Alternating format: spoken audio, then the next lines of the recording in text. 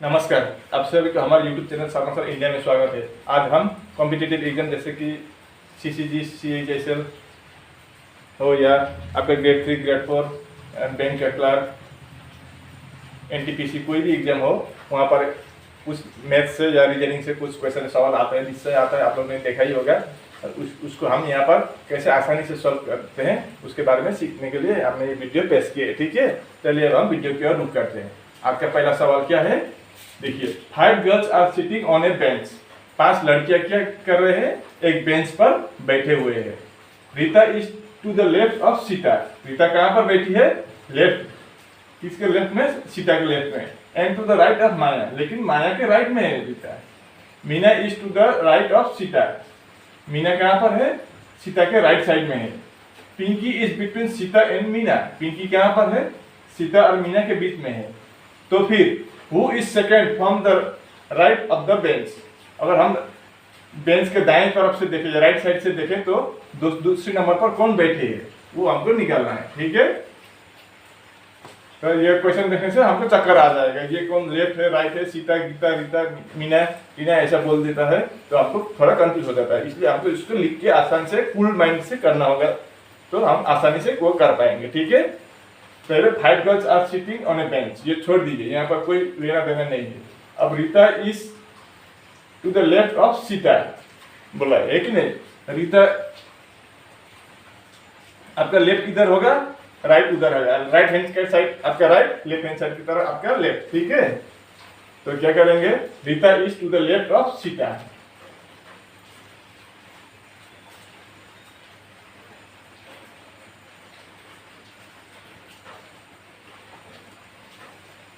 क्या, Rita is to the left of Sita, तो क्या होगा, यहाँ पर क्या होगा, रीता होगा। ठीक है, रीता का लेफ्ट में है, किसके लेफ्ट में बोला है, Rita is to the left of Sita. Sita के लेफ्ट में रीता है, तो सीता यहाँ आ जाएगी। ठीक है, सीता के लेफ्ट में रीता है। ठीक है, and to the right of Maya, लेकिन माया के राइट साइड में है रीता, तो माया इधर आ जाएगी। माया इधर, माया के राइट साइड में है रीता, ये बोला गया है सवाल में, तो राइट साइड में है। ठीक है, इतना हमको मिल गया। अब Meena is to the right of, Meena कहां पर है, to the right of Sita. Meena Sita के राइट साइड में, इधर है मीना। ठीक है, अब ये थोड़ी यहाँ पर बिटवीन दिया है, इसलिए आप उसको एक थोड़ी देर के लिए छोड़ दीजिए। पिंकी इज बिटवीन, पिंकी कहां पर है, बिटवीन सीता एंड मीना। मीना किधर है, इधर है बोला है, राइट साइड में। Meena is to the right of Sita के राइट साइड में इधर मीना है। तो पहले हम ये बॉक्स बना देते हैं, दो, ये दोनों इधर ही है,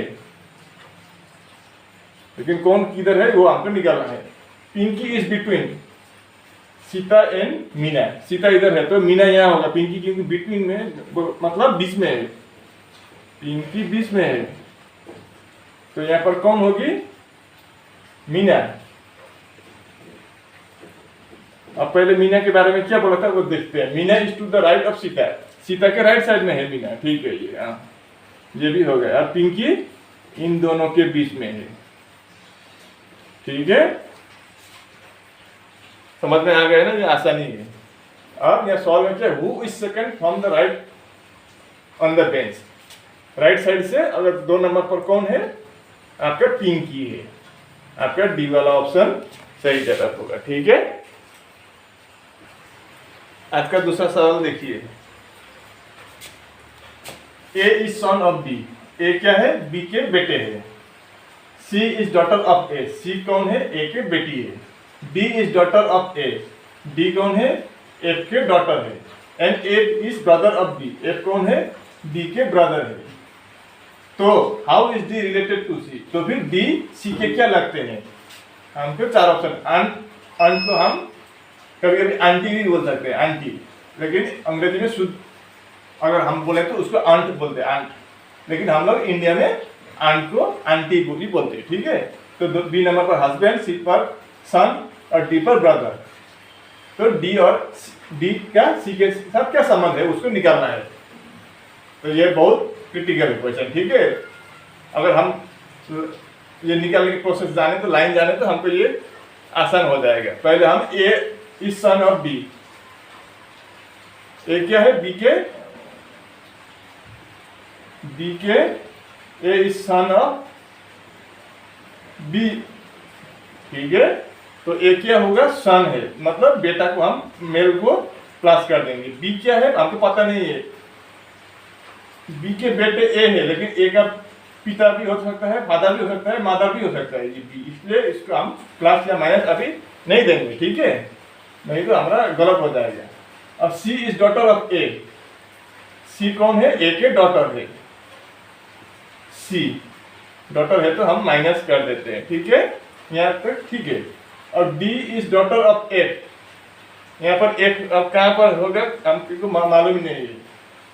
and F is brother of B, F कौन है बी के ब्रदर है, मतलब ये एक ही लाइन का है, एक ही जनरेशन का है। कौन F is brother of B, मतलब एफ ब्रदर मतलब ये एफ पुरुष है तो प्लस हो जाएगा, ठीक है।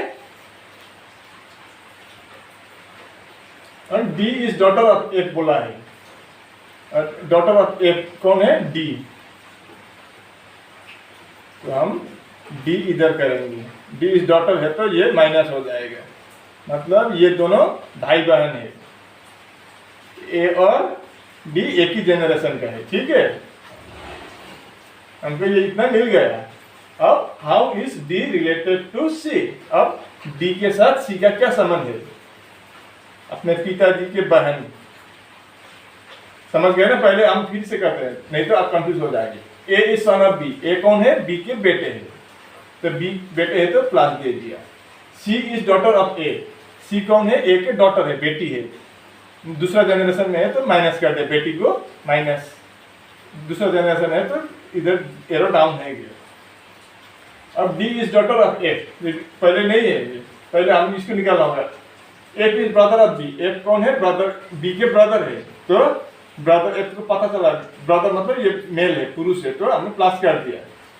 और ये पहले ये पूछा बोल दिया कि D is daughter of F, D कौन है एफ के डॉटर है, बेटी है, बेटी को हमने माइनस कर दिया।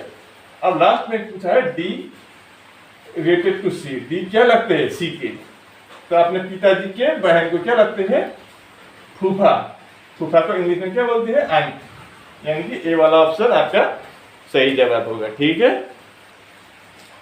आपका तीसरा सवाल है फाइंड द मिसिंग नंबर, ऐसा बॉक्स दिया है 9 24 4 6 5 9 27 3 7 8 4 क्वेश्चन मार्क 5 9 8। अब ये 24 9 24 4 6 5 ये कैसे आया वो देखते हैं, ठीक है। आप एक बात याद रखिए कि ये बीच वाला क्या है सबसे बड़ा संख्या है इन चार में से, इन पांच में से ये 1 2 3 4 छोटा है, बीच वाला बड़ा है, यहाँ पर भी वैसा ही है, तो इन चार नंबर से कुछ संबंध है ये बड़ा वाला के साथ, ठीक है। तो हम देखते हैं संबंध कैसा है। 9 + 4 सॉरी 9 + 5 14,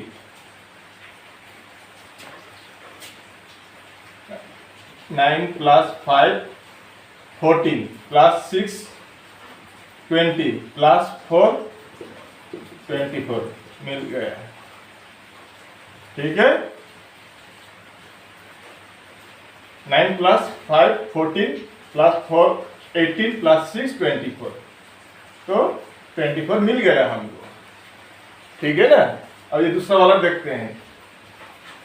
9 + 8 + 3 + 7 7 + 3 10 10 + 8 18 18 + 9 27, तो 27 मतलब क्या क्या समझे आप, मतलब इन ये साइड के चार को जो किया है या ऐड किया है तो 20 वाला संख्या आ गया, ठीक है। यहाँ पर भी ये चारों को ऐड करने पर ये आ गया, तो यहाँ पर भी वैसा ही होगा, तो क्या होगा 4 + 8 + 5 + 9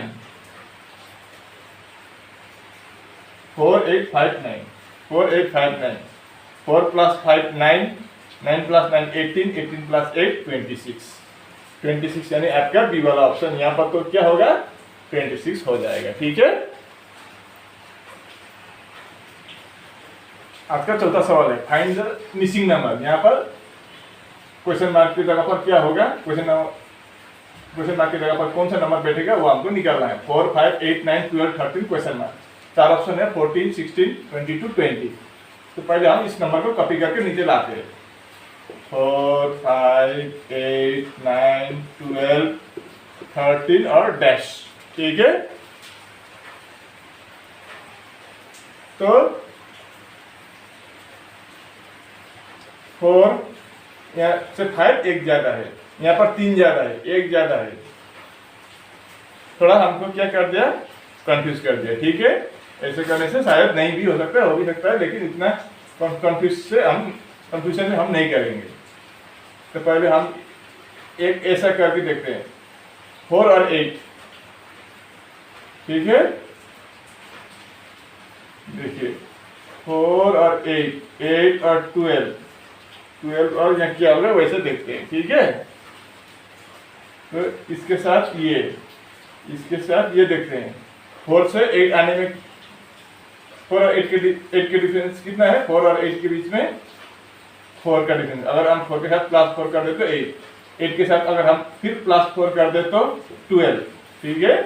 इधर देखते हैं ऊपर 5, अगर यहाँ पर भी +4 कर दे तो 9, इसके साथ भी अगर हम +4 कर दे तो 13 मिल गया। यानी कि एक से दूसरा, एक से 20 वाला छोड़ के दूसरा क्या है, +4 का डिफरेंस है, ठीक है। तो यहाँ से यहाँ भी हम +4 कर देंगे तो कितना, +4 कर देंगे तो कितना होगा, 12 + 4 16, यानी कि आपका बी वाला ऑप्शन सही जवाब होगा, ठीक है। अब ये 5वां सवाल देखिए, कंप्लीट द सीरीज। यहाँ पर हमको श्रृंखला को पूर्ण करने के लिए बोला है। तो यहाँ पर क्वेश्चन मार्क है, वहां पर क्या बैठेगा वो हमको पूरा करना है। तो क्या क्या दिया हुआ है, OPC QOF SNIUML, और हमको 4 ऑप्शन दिया है। यहाँ पर क्या होगा, वो 4 ऑप्शन में से एक सही होगा, बाकी 3 गलत है। तो हमको जो वाला सही है उसको निकालना है। क्या क्या है option, MGS XLP RLP WLO, ठीक है।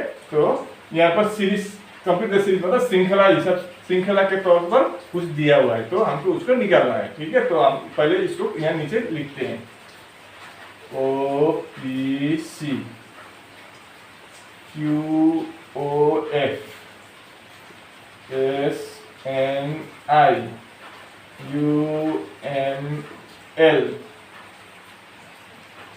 एक बात कंफर्म है कि यहाँ पर वो अल्फाबेट से कोई रिलेशन नहीं है, क्योंकि अल्फाबेट मान लीजिए ए का वैल्यू 1, बी का 2, सी का 3, डी का 4 नहीं होगा, यहाँ पर नहीं होगा, क्योंकि यहाँ पर भी लेटर है या अल्फाबेट है, यहाँ पर भी सब अल्फाबेट है। तो अल्फाबेट क्या रिलेशन है यहाँ पर, वो आपका सीरियल नंबर प्लेस वैल्यू के साथ कोई रिलेशन नहीं है, वैसा वो नंबर वैल्यू से कुछ रिलेशन नहीं है, ठीक है।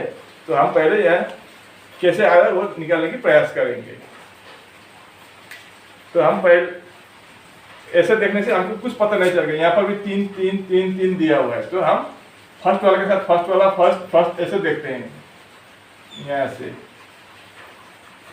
इसके साथ ये देखेंगे, इसके साथ ये देखेंगे, ठीक है।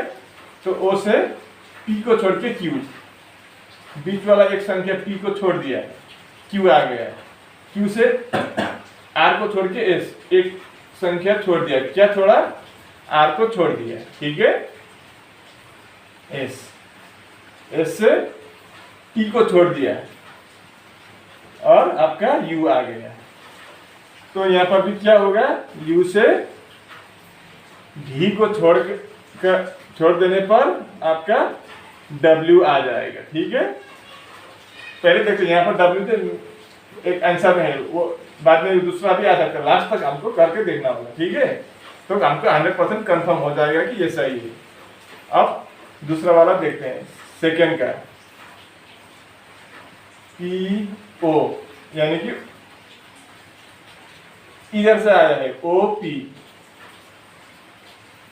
यहाँ देखिए एम से एन आ गया, एन से ओ आ गया, उसके बाद पी।